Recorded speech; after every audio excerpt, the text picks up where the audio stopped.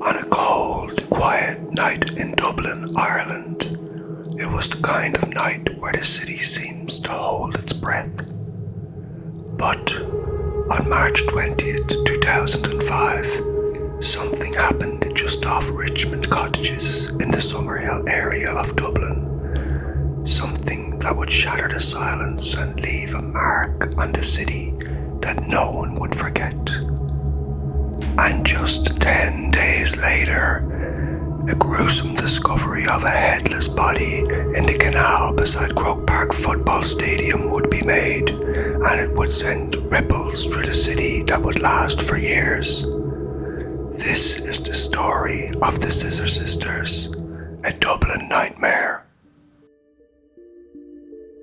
Welcome back to Irish Whispers, the podcast where we explore the true crime mysteries, dark histories, and untold stories from Ireland and beyond.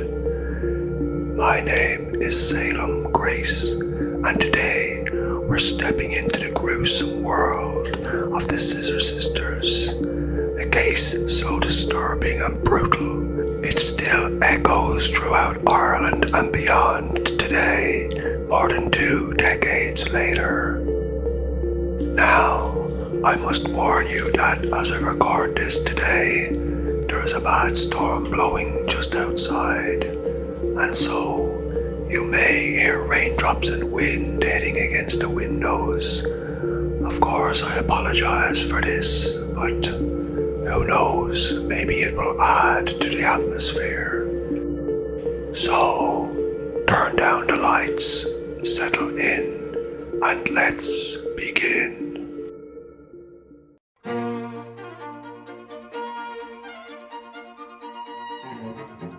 On a cool, cloudy March afternoon of 2005, 40-year-old Farah Swallah Noor walked slowly through the streets of Dublin. And today, Farah was in a great mood. He had just celebrated St. Patrick's weekend, and today was a public holiday in Ireland. He was still buzzing from the weekend of festivities he had celebrated with his friends. Farah took out his phone and began to skim through the contacts of his friends and associates around the city, trying to find someone who might like to join him for a morning pint, a hair of the dog as they say in Ireland, to get rid of the hangover from the previous night's party. Farah had arrived in Ireland in December of 1996, at the time claiming to be a Somali refugee named Shalila Salim. He also claimed his family had been killed in Mogadishu during the Somali Civil War. Now, subsequent investigations would reveal that he was in fact a Kenyan man, and that his family were still alive and well in Kenya. Now, it should be noted that these types of stories are not unique to this man Farah. Many people, upon arriving at the Irish shores, make up these stories in order that their asylum claims be taken seriously. They come here in search of a better life, and they often have to claim that they are from war-torn situations in foreign countries, and that, it seems, is what Farah was intending. And, of course, many of them genuinely are from war-torn countries and other awful circumstances. But it would appear that Farah was in fact stretching the truth on this occasion. So Farah continued to walk the streets of Dublin toward O'Connell Street in the city centre. He continued scrolling through the various contacts in his phone until he found the number he was looking for. He pressed the call button, spoke briefly with a good friend, and agreed to meet for a pint in a nearby pub. Farah and his friend would stay in that pub for a few hours that afternoon, drinking many pints of creamy Guinness, laughing and catching up about the various festivities and antics they had gotten up to over St. Patrick's weekend.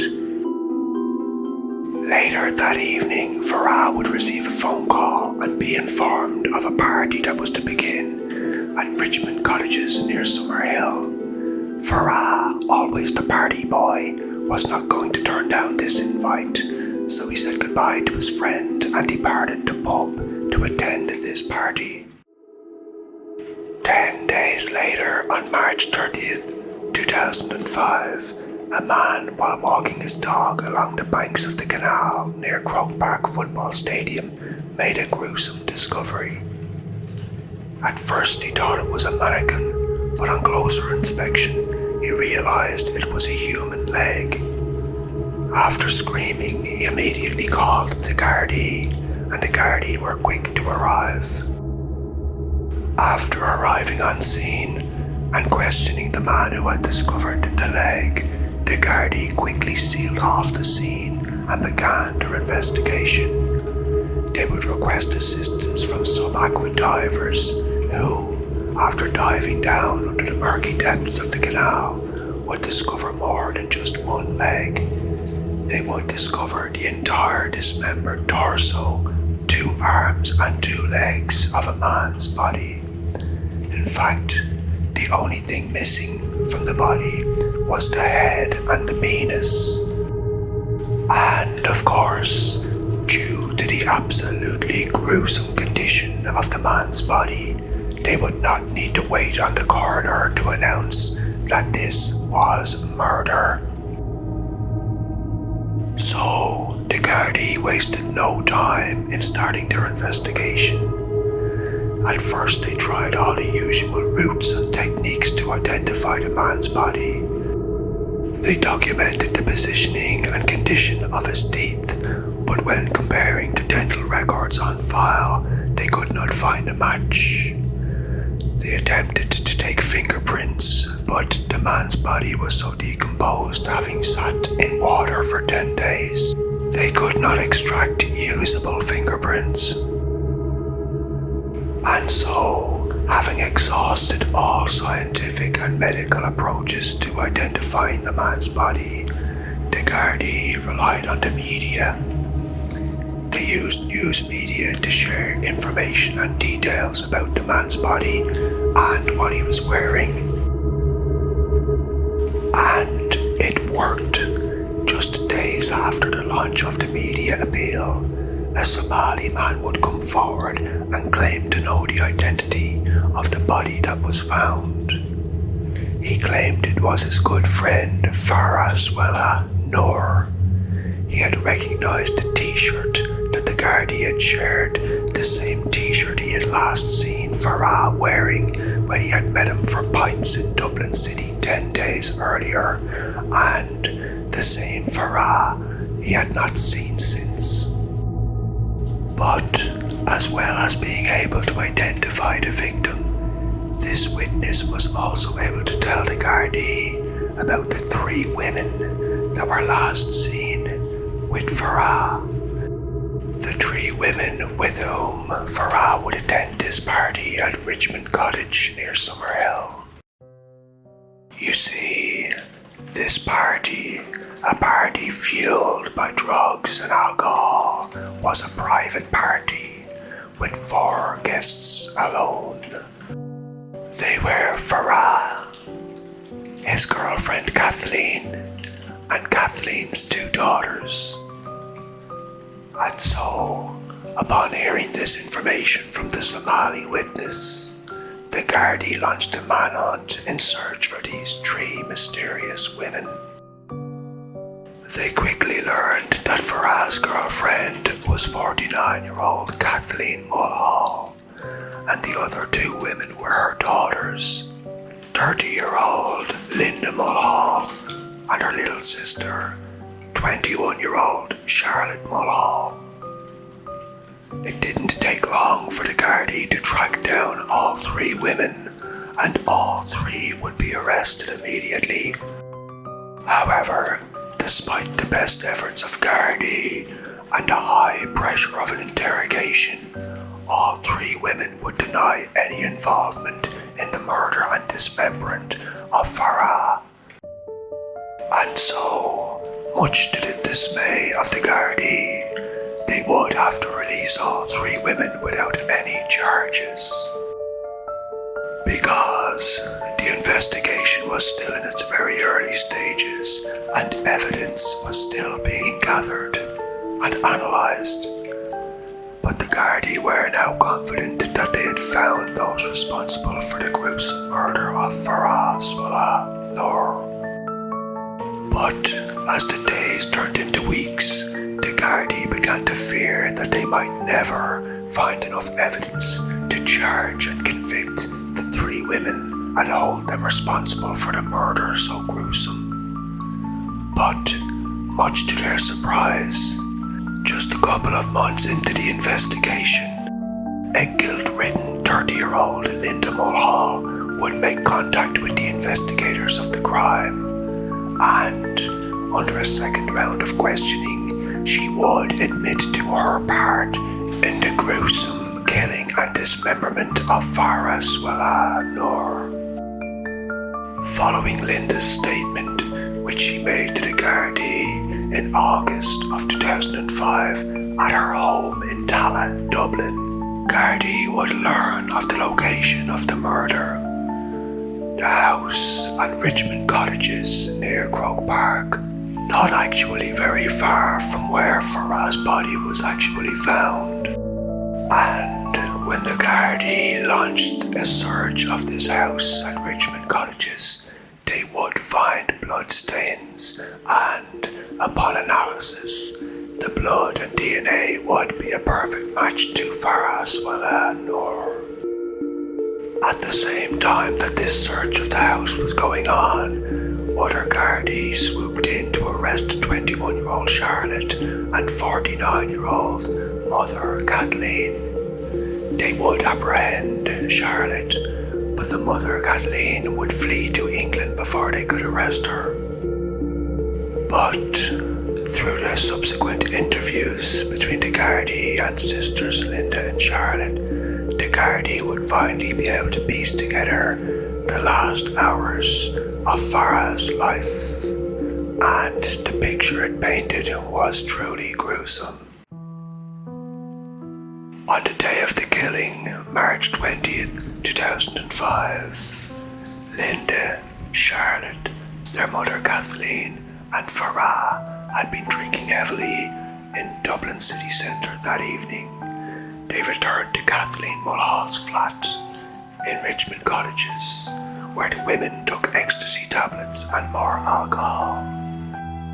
It is claimed that Kathleen Mulhall crushed up one of these ecstasy tablets and put it into the victim's drink so that they were all on the same buzz.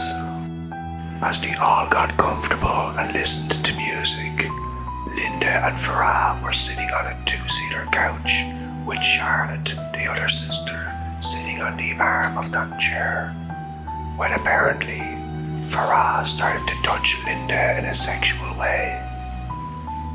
They claimed that Farah spoke into Linda's ear while putting his arms around her waist and refused to let her go. Now, upon seeing this, Kathleen, the mother of the 2 girls and the girlfriend of Farah, she started to scream at him, and an argument took place where Kathleen Mulhall was alleged to have instructed the girls to just kill him for me. It is claimed that Charlotte then picked up a Stanley knife and struck Farah across his throat, inflicting a wound that sent him flying to the ground, holding his neck as blood sprayed everywhere. Linda then picked up a hammer and hit Farah on the head a number of times. The mother claims she did look on, but did not participate. Farah was then stabbed more than 20 times with the knife, with multiple blows of the hammer to his head. It did not take long for him to die. When the vicious assault finally ended, and Farah's lifeless body lay on the ground in a pool of blood, the 3 women stood silent, just looking at what they had done. Still out of their minds on alcohol and ecstasy, they eventually snapped out of their stupor and grabbed Farah's corpse and dragged it into the bathroom, where they began to slowly dismember his remains. His head, limbs and penis were severed using a large kitchen knife and a hammer. They wrapped his legs with towels to stem the blood flow. The dismemberment took a number of hours while the women were still off their heads on ecstasy and alcohol. They would place the body parts in big plastic bags and a large sports bag before dragging them and disposing of them in the Royal Canal. And Farah was not a small man, so it is believed that it took the women multiple trips between the flat and the canal to dispose of the body parts. In an attempt to slow down the identification of Farah's body, the women decided not to dispose of his head in the canal. Instead, they would place Farah's severed head into a separate backpack. The following day, one of the women would take the backpack with the severed head and they would board a bus to Tala. They would walk through the square shopping centre to Sean Walsh Memorial Park, where they would dig a hole and bury Farah's head. Now, just imagine that. A young woman walking through a shopping centre and strolling through a park with a seemingly innocent-looking backpack containing a man's severed head. It is claimed that the mother, Kathleen, played her part in disposing of evidence too, allegedly throwing the knives and the hammer that were used to murder the man into a nearby pond. And then, just when you think this story couldn't possibly get more bizarre or more gruesome, a few days after these events, 30-year-old Linda Mulhall began to grow anxious about the location she had placed the head. And so, she would return to Sean Walsh Memorial Park a few days later, where she would dig up Farah's head and place it in her son's school bag. She would use this school bag to transport the head to a field in Kellinarden Estate in Tala, where she broke it up with a hammer before burying the pieces. Now, it should be noted that the smashed up head, as well as Farah's penis, were never found. So, what was to be done with Linda and Charlotte Mulhall for this murder most gruesome? Linda and Charlotte were both charged with murder, but pleaded not guilty in the Central Criminal Court in Dublin. The trial took place in October of 2006, with Linda Mulhall being found guilty of manslaughter, while her younger sister Charlotte was actually found guilty of the murder of Farah Swallah Noor. Linda's jury did accept her defence of provocation, because, let's face it, he was not a good man, and if the women's story is to be believed, he was making sexual advances on his girlfriend's daughter. But of course, murder is never justified, and we should never take the law into our own hands. There are always better ways to deal with these things. However, the women's claims of these sexual advances on the daughter and claims of violence from Farah against Kathleen, they may be backed up if we look at the criminal record of Farah. You can look these up yourself on Google, but let's just say he did not have a very good past when dealing with women. So, on the day of sentencing for the sisters, Charlotte Mulhall would be given the mandatory life sentence for the murder of Farah Swallah Noor, while Linda was given the lesser sentence of 15 years for manslaughter. The judge did argue that Linda, a known heroin addict, had initially tried to slow down and halt the trial by refusing to take the methadone medication for her addiction. But leave to appeal was ultimately refused for both sentences. Linda Mulhall would appeal the severity of her sentence on the ground that it was passed without any psychiatric and probation reports. However, her appeal would fail with the Court of Criminal Appeal, and so the sentence would ultimately be upheld. Charlotte would also make a last-ditch request to appeal her conviction on the grounds that the judge had put pressure on the jury to reach a verdict very quickly, even though the foreman had indicated that the jury were deadlocked.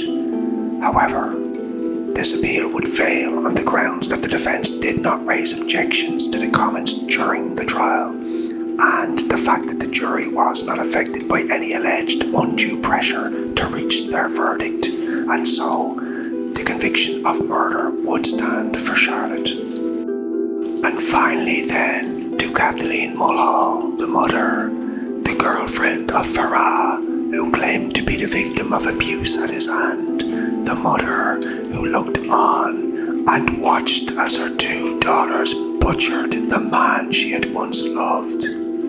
Well, Kathleen Mulhall would voluntarily return to Ireland in February of 2008, a couple of years after her daughters had been sent to prison, and indeed she was charged with some crimes. She was charged with 2 counts of giving false information to Gardaí about Farah's whereabouts, and she was charged with withholding information which she knew or believed would be of assistance in prosecuting her daughters for Farah's murder. She was also charged with impeding an arrest in the murder investigation, and she would plead guilty to helping clean up the crime scene to conceal evidence. Kathleen Mulhall was sentenced to 5 years in prison in May 2009. And so, you may think with the 3 women behind bars, the story ends. But the story of the Scissor Sisters does not end here. The drama surrounding these women continued long after they were put in jail. Linda Mulhall would begin to self-harm, slashing herself, causing her to spend over a week in a psychiatric hospital at one point. And then, in April of 2009, in a conversation with fellow inmates in prison, she claimed that she had in fact smashed Farah's head in and distributed the fragments into rubbish bins in the Phoenix Park.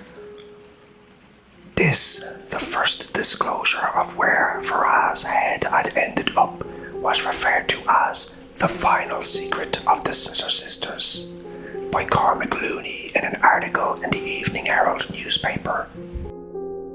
And little sister Charlotte was not beyond the drama. Charlotte once caused a national controversy when photographs of her holding a knife to another prisoner's throat appeared and were leaked to the press. As a result of this, security in Irish prisons was significantly increased, and Charlotte was later moved to Limerick Prison, the only other Irish prison to contain a women's unit. And sadly, the tragic drama rippled beyond the sisters. After Linda was put in jail, her brother, James Mulhall, took on the care of Linda's 4 children while also trying to take care of his own 6 children. And after the women were incarcerated, the brother, James, would be charged with the crime of robbing 2 prostitutes. He pleaded guilty to these charges, and he claimed that he had robbed the prostitutes to support his 6 children and the 4 additional children he was taking on for Linda. And he was ultimately sentenced to jail. But even before the sisters had been jailed, sometime after the murder of Farah, but before the sisters were put in jail, in December of 2005, their father, John Mulhall, would take his own life by suicide. Now, it is not believed that John Mulhall had any involvement in the killing of Farah. However, one does wonder if he was aware of what his daughters and ex-wife had done, and maybe the guilt and the shame is what drove him to suicide. With all of these tragic events to consider, one is left wondering what could have driven young Charlotte and her older sister Linda to murder so gruesomely Farah Swella Noor that night in March of 2005. There was a long history of drugs and alcohol abuse and violence in the family history. So, was it this learned behaviour of violence and toxicity that drove the women to do what they did that night? Or was it two young women reacting to the abuse they observed their mother enduring week after week and month after month, defending their mother honourably? Well, most likely it's a combination of all of these factors. But it does get one thinking about intergenerational trauma and the ultimate effects it can have on other people. Now, it probably comes as no surprise for you to learn that both Linda, who was sentenced to 15 years, and her mother Kathleen, who was sentenced to just 5 years, are both free now. Linda is believed to be living in England, and her mother Kathleen's whereabouts are unknown. However, it may surprise you to learn that even Charlotte now, who was convicted of murder and sentenced to life in prison, that she is now too free. You see, in Ireland, a life sentence is not necessarily for life, unlike in other places like America. In Ireland, it is indeed possible to get freedom after 15 to 20 years if your behaviour is deemed to be very good.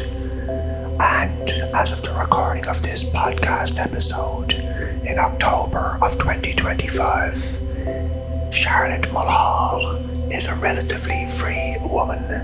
What began as weekend freedom is now seemingly a more permanent arrangement.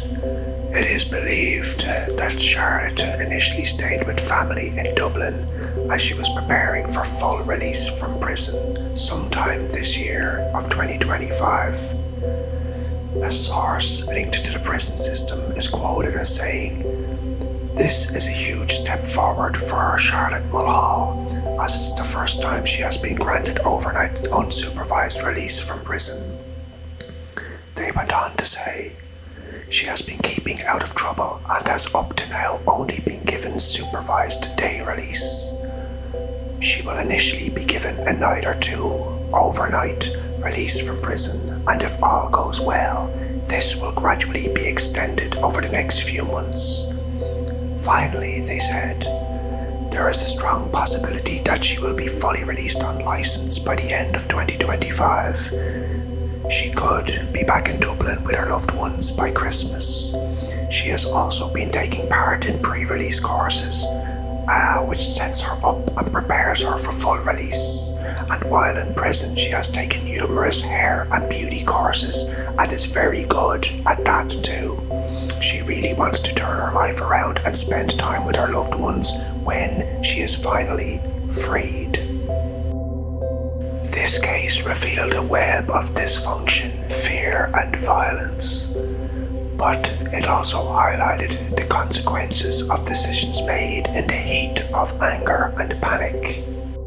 Stories like these are not just about crime, they are about people, their choices, and the ripple effects their choices create. Farah Swella Noor's life ended tragically. The Mulhall sisters' lives were forever altered, and Dublin itself, for a brief moment, held its breath and remembered the night the Royal Canal bore witness to something it was never meant to see. As always, these stories remind us that reality can sometimes be darker and stranger than fiction. But while researching this story about a family plagued by drug abuse and intergenerational crime, it got me thinking about trauma that is passed down generation to generation And so I went down a bit of a rabbit hole into this intergenerational trauma and associated crime. And I stumbled upon an old study on this topic that absolutely blew my mind. So much so, I am going to dedicate a full podcast episode to this. So watch this space. Thank you for joining me on this episode of Irish Whispers, the home of true crime mysteries, dark histories, and untold stories from Ireland and beyond. If this story chilled you, comment below. What do you think drove the Scissor Sisters to an act of such depravity? Had they simply had enough of watching their mother suffer at the hands of an abuser? Or were they simply evil? Or maybe was the intergenerational drug abuse, violence and trauma that primed these women for such violence? Either way, I would love to hear your theories and thoughts, so feel free to share them in the comment section. If this story touched you, please share it. If you enjoyed it, please press the like button. And of course, as always, feel free to subscribe to my YouTube channel. Join us next time as we explore another story from Ireland's hidden shadows. But for now, stay curious, stay compassionate, and take care of yourself.